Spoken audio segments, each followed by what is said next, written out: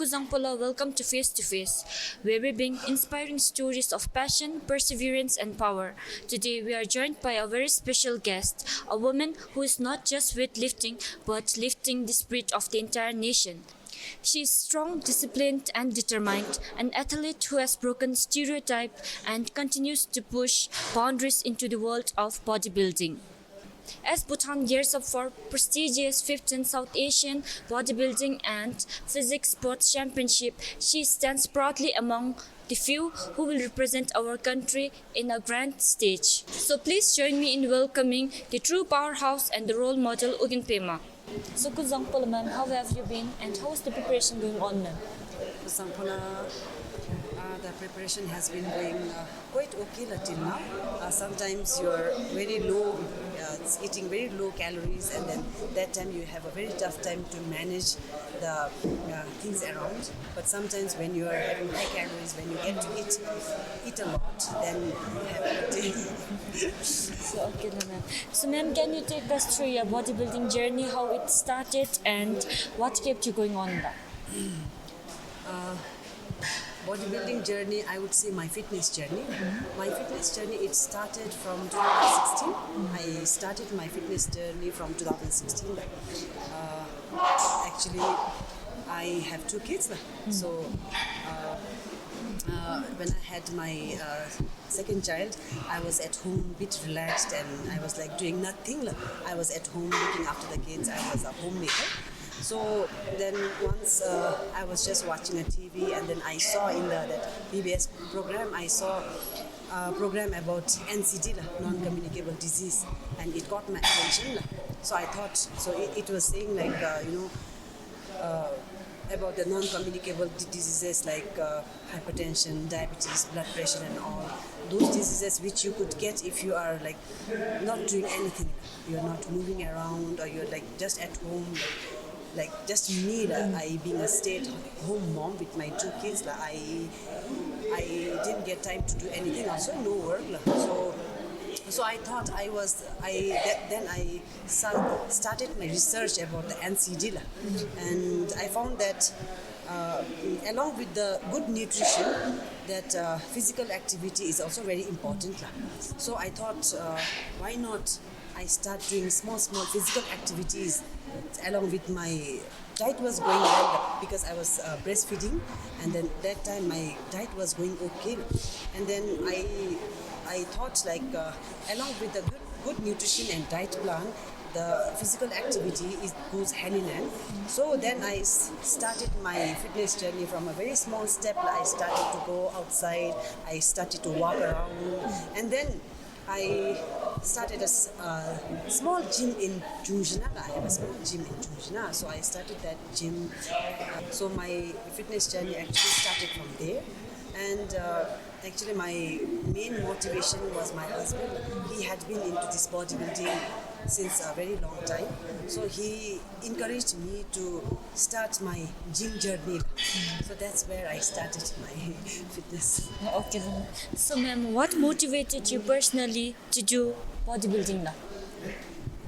So since I had started my fitness journey, I started to do gym with my husband, and I started showing more interest into. I went into a very deep into the nutrition thing, and then fitness, into gym, into weightlifting and weight training. Then I started getting more interested into building muscles and then getting toned. So personally, that when you see a change in yourself after some time, after starting my gym, and then after a few months, then I started to see the change in myself, in my body. I started to feel toned, I started to feel happy, and then I started to feel very healthy. So, ma'am, how do you feel for your upcoming 15th South Asia Bodybuilding? Actually, this is the second time in Bhutan, but for me, this is the first time going on the international level. So I haven't been outside to compete with the international level. So for me, it's first time. Very excited and nervous at the same time because I till now I have been competing in Bhutan only. I competed for 4 times, and then so this is the first time I'll be competing with the 7 international countries. 7 countries people will be coming inside: India, Nepal, Afghanistan, Pakistan. All. So I'm nervous and excited at the same time. So then, along with that question, how do you balance your personal life, your diet, and the intense workout? So actually, it's not very tough. It's not very tough because I have been into this healthy nutrition and then healthy lifestyle for a very long time. And this also encourages my kids also to be healthy like me. They eat healthy, they eat not exactly healthy, but I try to give them very clean diet. But now coming to the competition where I have to really focus into my diet, so this is very challenging because I being a full-time mom, I have to look after them also. I have to cook for them, but I have a big help from my husband. He has been helping me a lot in my preparation journey. So during the preparation, it's like diet and physical exercise. It goes hand in hand because it's early in the morning. We have to wake up early in the morning, and then we have to run on the fasted state. On the empty stomach, we have to do some exercise, walking and all, to shed some fat. And then after that, I come home and then I cook for my kids. I send them to school, and then I get time to rest a little bit, and then I prepare my diet. I prepare the diet for the whole day. Whole day we pack it in 3 boxes, 3 packets, and then I just save it so that whole day I don't have to waste my time on cooking time and again. So I cook once in a day, the whole day meal, and then I just pack it. So then, since you said that you have participated in multiple competition, so have you ever faced self-doubt or you have felt burnout practicing and preparing for so much time now? Yes. We face a lot of bad times, and then sometimes there's a self-doubt while you're the preparation journey. It's very tough because you have to, especially on the diet part is very tough because we have to measure each and every food you intake, so that you have to see what changes you have in your body, so every day what you eat from morning till night, your diet will be separated into five meals in a day. In one day there will be 5 meals. So each meal will be measured for continuously 2 or 3 months. You have to eat the same thing.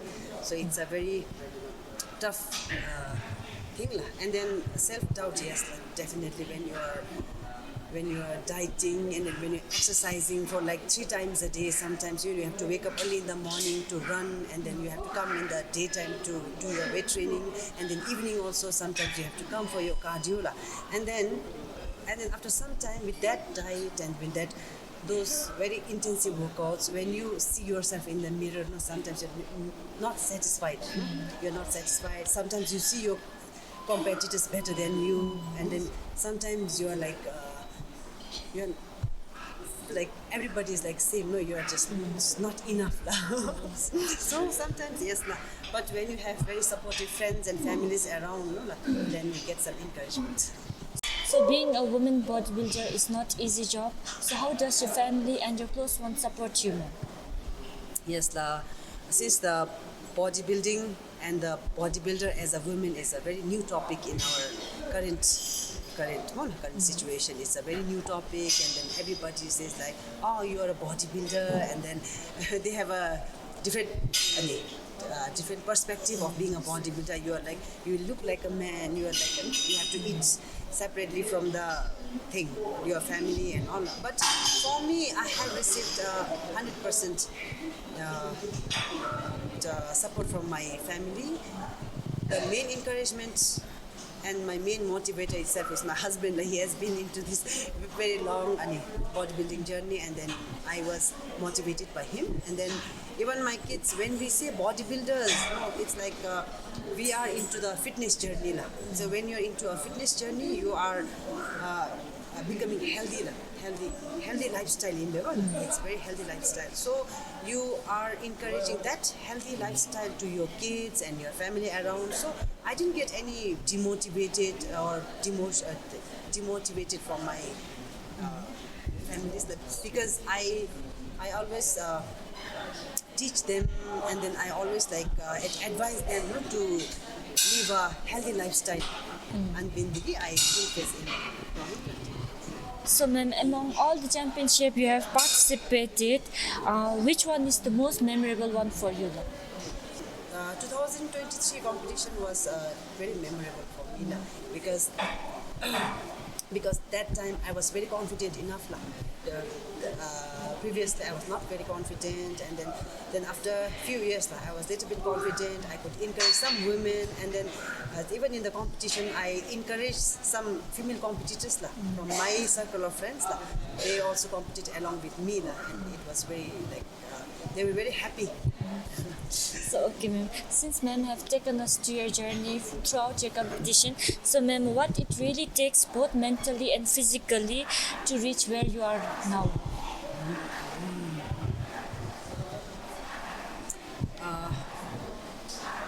Generally, if you say about the fitness journey and bodybuilding journey, the fitness journey, it is a very positive thing. It's a very positive thing. So I would say that mentally exhausting. It is very mentally, especially if you're going to compete. It is mentally and physically exhausting sometimes. But if you are just going into the fitness journey, it's not very exhausting. It just takes you 1 hour of your time in one day. Just 1 hour of your time in one day just to come to the gym, work out, and it will just keep you healthy. It's very good for you. But if you're talking about the competition, yes, it is very exhausting sometimes, because I said earlier, you have to wake up early, go for a run, and then you have to come back, you have to eat your diet, which you don't like, and then you have to work out 1 or 2 hours, and in the evening also you have to again walk, and then it's very stressful. And also being a mother, with 2 kids at home, and then you have to whole stay-at-home mom, you have no helpers at home. So it's in that case it's very exhausting. But at the end, when you find your changed body change, you are happy to see what you say.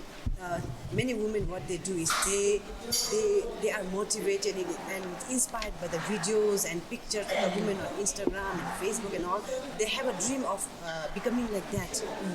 But the only laid back is they cannot come to the gym, they cannot work out, they cannot diet. But when you are committed to compete in a competition, so you have that mentality. Now I have to do it. And then when you finally get the result, you're happy. At the end, you're happy. When you weigh the exhausting mentally and physically and about the result you get at the end, it's very fulfilling. So I would say it's, for me, it's not very exhausting or anything. I'm very happy with whatever it is the journey, stressful journey also. It's very. Yes. So, what advice would you like to give to young Bhutanese special women who wants to follow your steps? Thank you. That's a very good question, actually. As a woman, what we feel is when we say them to come to gym and exercise, what they feel is they'll become very bulky like a man, they'll look very muscular and all. But that's just a myth. It's not true. Because compared to men, we women have a very low testosterone level, and then hormonally we have very low muscle density compared to men. And how much ever we work out, and we cannot grow big like a man.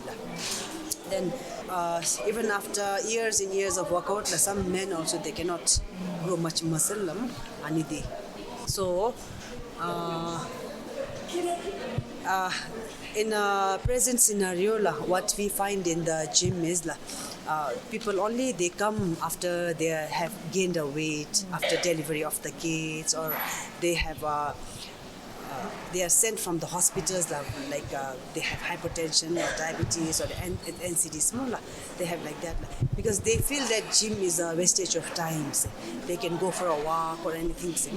But gym is different from walk and all. Walk we can do on the treadmill and all also. But when you're working out, you have to tone your body. You have to increase your muscle density. After the age. After a certain age, after crossing your age 30 and 35, as a woman, our body, after crossing the age 30 or 35, the muscle in our body tends to decrease. So, in order to keep that muscle intact in our body, we have to weight train. Weight training, like we are doing weight training, strength training and all. It's very important. Very few people know this weight training, about weight training. What they feel is they are at home, they're eating very less, they're dieting, they're not eating dinner, they're not eating rice, they're avoiding maida, atta or anything and then they are saying they want to lose weight That is not very healthy That can lose weight You will lose weight with that, but you will not lose fat The bad thing about your body is the fat It's not about the weight That's very important So what our ladies they feel is they're at home, they're not eating dinner, they're avoiding many foods when we say we are on diet, it's not like we're not eating or we are starving ourselves it's like very clean eating So the clean eating, it is for a healthy lifestyle, for your longevity. Before we conclude, if there is anything that you would like to add to our audience, you may share it now. I myself being a mother of two, I've crossed age 30. So my advice would be more towards the mothers. So what I would advise them is don't wait, and then don't take up unnecessary advices from here and there advices. What you need is a muscle density which you can only attain from strength training and then weight training. Walking and yoga, walking is very good, yoga is very good. You can do it every day. It's fine for the longevity. It's very good, healthy lifestyle. But strength training, I would emphasize on the strength training and weight training because we need to increase our muscle density. So when you walk around, where you're doing your house course, when you're working or when you're doing whatever in life, whatever you do, you need a very strong body that will only come from the strength training body tone. So I would advise all the women come to rooftop gym and then So thank you so much for joining with us, ma'am, and best wishes for your upcoming championship. That brings to the end of our powerful conversation with Ugyen Pema, where we learned what it truly takes both mentally and physically to break barriers and build strength as a woman in the world of bodybuilding. To view more content like this, make sure to follow our social media platform. Thank you.